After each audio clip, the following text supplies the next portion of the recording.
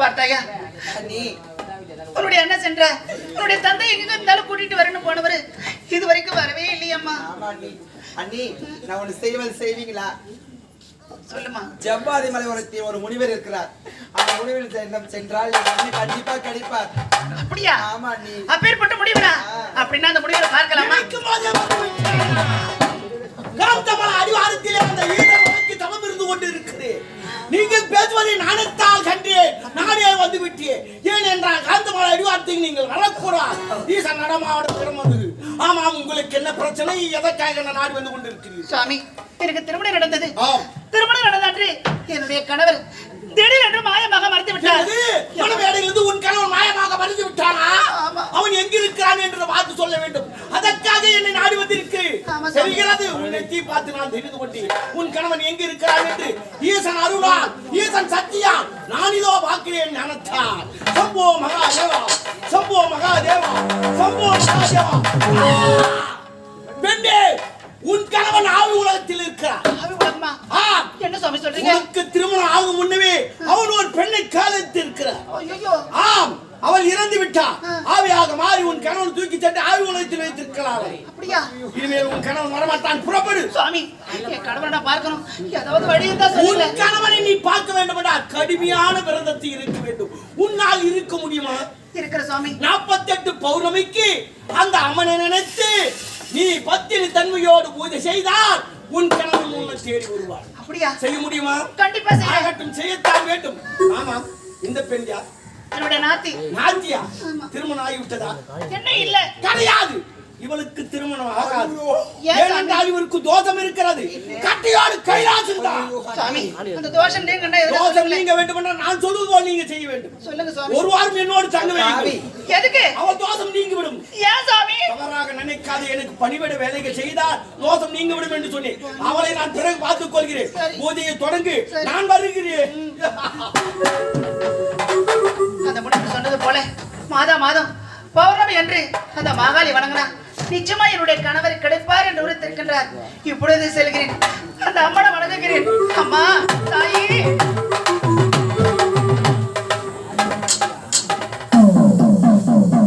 அம்மா, வரமளித்து உலகம் எல்லாம் வாழ வைக்க வந்தவரே, கரம் கூப்பி வணங்குகிறேன். காத்திடுவாய் கருமாரி, காத்திடுவாய் கருமாரி. மாரியம்மா, எங்கள் மாரியம்மா, உன்னை வணங்குகிறோம் கருமாரியம்மா, உன்னை வணங்குகிறோம் கருமாரியம்மா.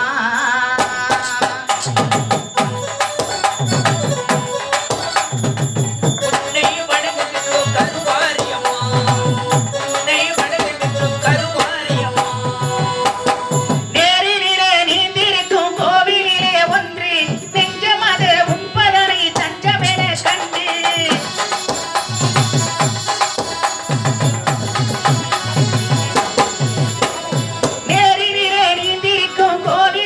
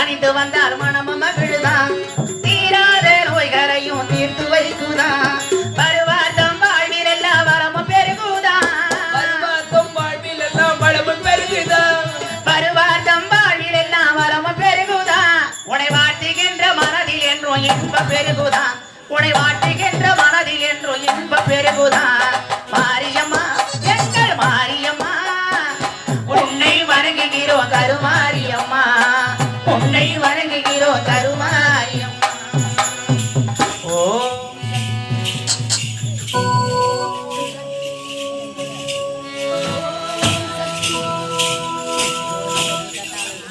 சுகுணா, யாரு? நான் தான் உன்னுடைய தோழி மல்லிகா வந்திருக்கேன். மல்லிகாவா? என்ன இந்த நேரத்துல வந்திருக்க? ஆலயத்தை விட்டு வெளியே வாங்கம்மா. உங்க அப்பா ரொம்ப சீரியஸா இருக்காரு. எமர்ஜென்சி வார்டுல போட்டு வச்சுக்கிறாங்க. ஏன் இப்படி போய் சொல்ற? ஏமா? இப்பதானே எங்க அப்பாவை பார்த்துட்டு வரேன். எதுக்காக இப்படி போய் சொல்ற? இல்ல இல்ல, நான் மலரோட கூப்பிடலாம் தான் வந்தேன். நீங்க கூப்பிட்டா வர மாட்டீங்க. அதனாலதான் உங்க அப்பா அந்த மாதிரி இருக்காருன்னு போய் சொன்னேன். அதுக்காடி இப்படி சொல்லுவாங்க. சரி, மன்னிச்சிருங்க. இப்ப என்னால வர முடியாது. நீ போயிட்டு வாமா. கோவிலை விட்டு மட்டும் வெளியே மட்டும் வந்துருக்கல. இல்ல இப்ப வர முடியாதுமா. வாங்கம்மா. சொல்லு வார்த்தை கேளு. நீ போயிட்டு வாடி. வாமா. என்னால வர முடியாது. நீ என்னடியா ஆலயத்தை விட்டு வெளியே வருது? நான் வர ஆலயத்தை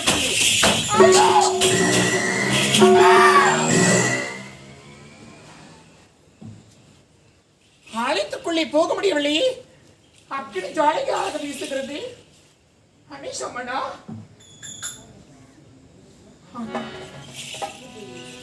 இவருடைய பூஜை எப்படி நிறுத்துவது? இவளை எப்படி ஆலயத்தை விட்டு வெளியே வரவழைப்பது?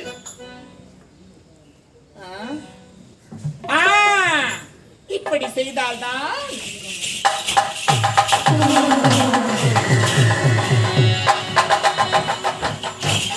சுகுணா, சுகுணா, யாரு? உடைய கணவன் தான் வந்திருக்கேன். ஆலயத்தை விட்டு வெளியே வா. என்னுடைய கணவரா? ஆமா. அம்மா, தாயே, உன்னை வணங்கியதற்கு என் நம்பிக்கை வீண் போகலமா. என் கணவர் என் கண் முன்னாலே காட்டி விட்டாயே. எங்கே எங்கே?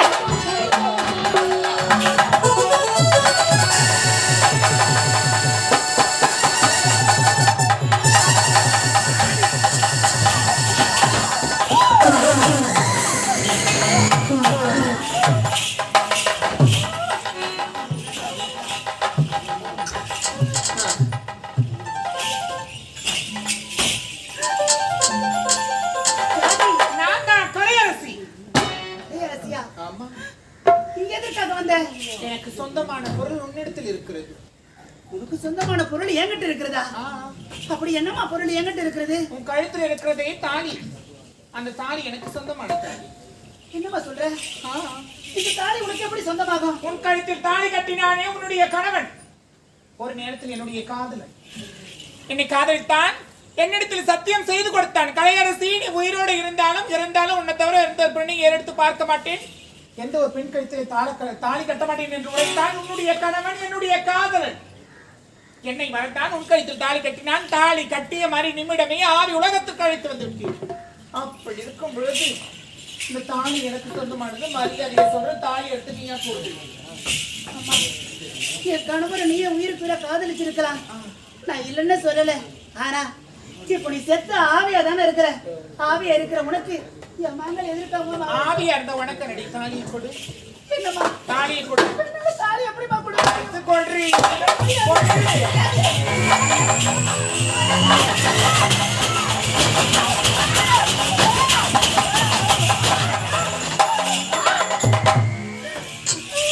அம்மா, தாயே, இது என்னம்மா சோதனை?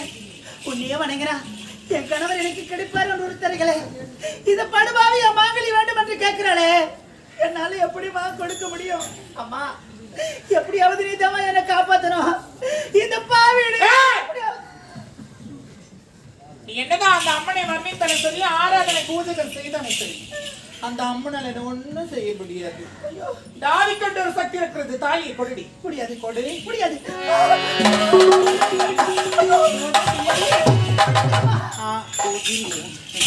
இந்த தாலி உனக்கு வேண்டும். ஆமா, இவ்வளவு தானே? இந்த தாலி உனக்கு வேண்டும் என்றா நான் கேட்கிற பொருளை உன்னால கொடுக்க முடியுமா? என்னடி கேட்க போறேன்? இது வரைக்கும் என் கணவர் முகத்தை நான் சரிவர பார்த்தது கூட கிடையாது.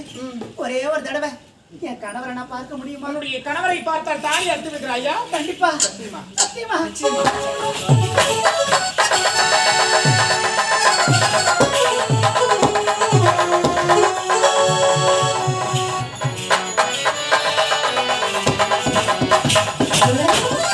அம்மாடி, எப்படியோ என் காதலரை பார்த்தால் தாலி அறுத்துறேன்னு சொல்லிட்டான். ஐயோ, என் காதலனை இவள் பார்த்து விட்டால் என் காதலன் இவளிடம் சென்று விடுவாரோ? அப்ப ஏன் நிலைமை? என்ன பண்ணலாம்? பார்க்க விடக்கூடாதா? இல்ல பார்த்த பிறகு ஐயோ இப்படி செய்தால் பேசி வரத்துருவாளே. இப்படி செய்தால் அவளால் பார்க்கவே முடியாது.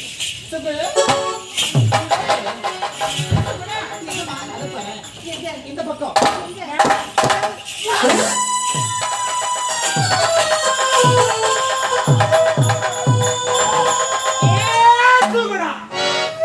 இரு வெளியில தெரியாம தெருத்துற பிச்சு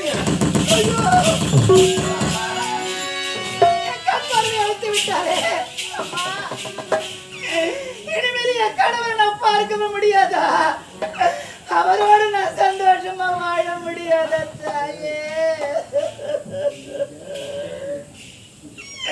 நான் யாருக்கு என்னமா பாவம் செஞ்சேன்?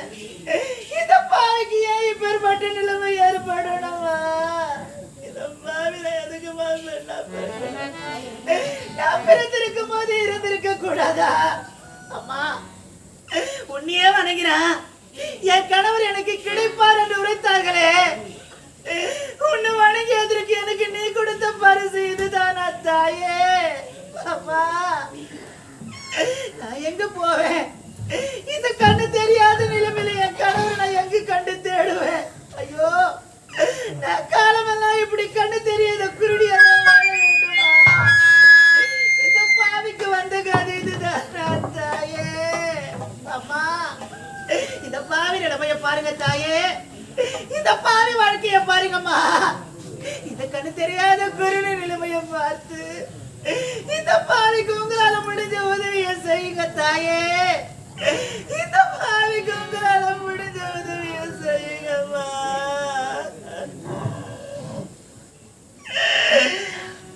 10 மாசம் என்ன சுமந்து பெத்து எடுத்த அம்மா, அன்புக்கு முன்னாலே எல்லாமே சும்மா. அன்புக்கு முன்னாலே எல்லாமே சும்மா.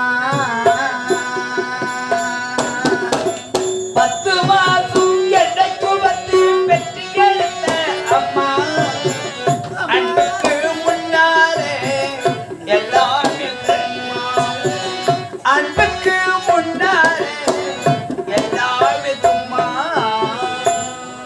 ஊரத்தத்தை எல்லாம் பாலா தந்து பொத்தி வளர்த்த அம்மா, ஓம் பாசத்துக்கு முன்னாலே எல்லாமே சும்மா. ஓ அன்புக்கு முன்னாலே எல்லாமே சும்மா. எறும்பு அண்டாம துசு தும்பு சேராம தொப்புள் கொடி அறுத்தெடுத்த அம்மா, கண்ணுறக்கம் பாராம கஞ்சி தண்ணி இல்லாம பாலை சோறு ஊட்டி வளர்த்த அம்மா, பாசத்துக்கு முன்னாலே எல்லாமே சும்மா. அன்புக்கு முன்னாலே ஆகாசம் சும்மா. 10 மாசம் என்னை சுமந்து பெற்று எடுத்த அம்மா, அன்புக்கு முன்னாலே எல்லாமே சும்மா. அன்புக்கு முன்னாலே ஆகாசம் சும்மா.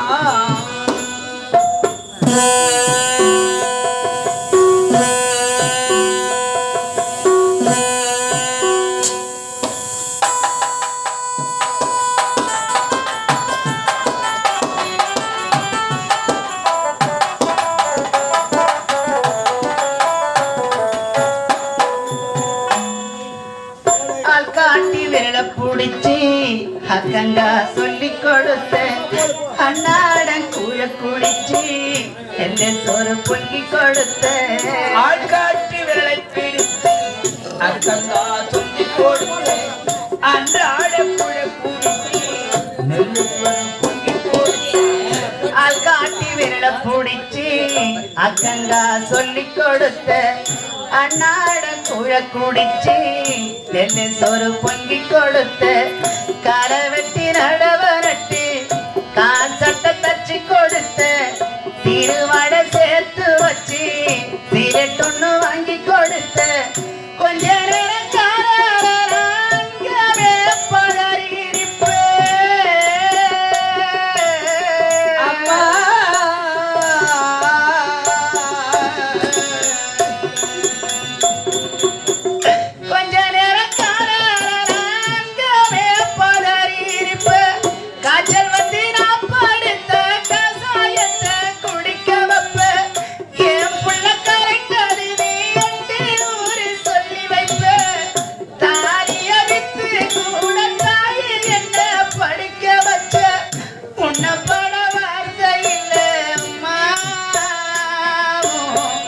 காலடி மண்ணுக்கு முன்னால் திரு சும்மா உன் காலடி மண்ணுக்கு முன்னால் திரு சும்மா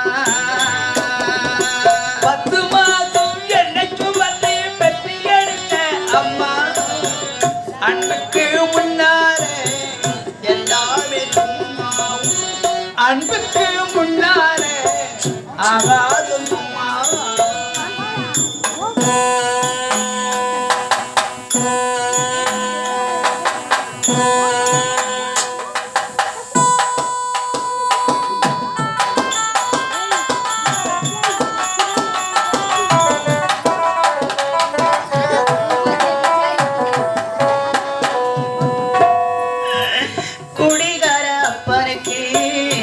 அடிமடவாக்கப்பட்ட கோபுரமான உசரே கொடுமையை தாங்கிக்கிட்ட குடிகார அப்பனுக்கு அடிமடவாக்கப்பட்ட கோபுரமான உயர கொடுமையை தாங்கிக்கிட்ட குடிகார அப்பனுக்கு அடிமடவாக்கப்பட்ட கோபுரமான உசரே கொடுமையை தாங்கிக்கிட்ட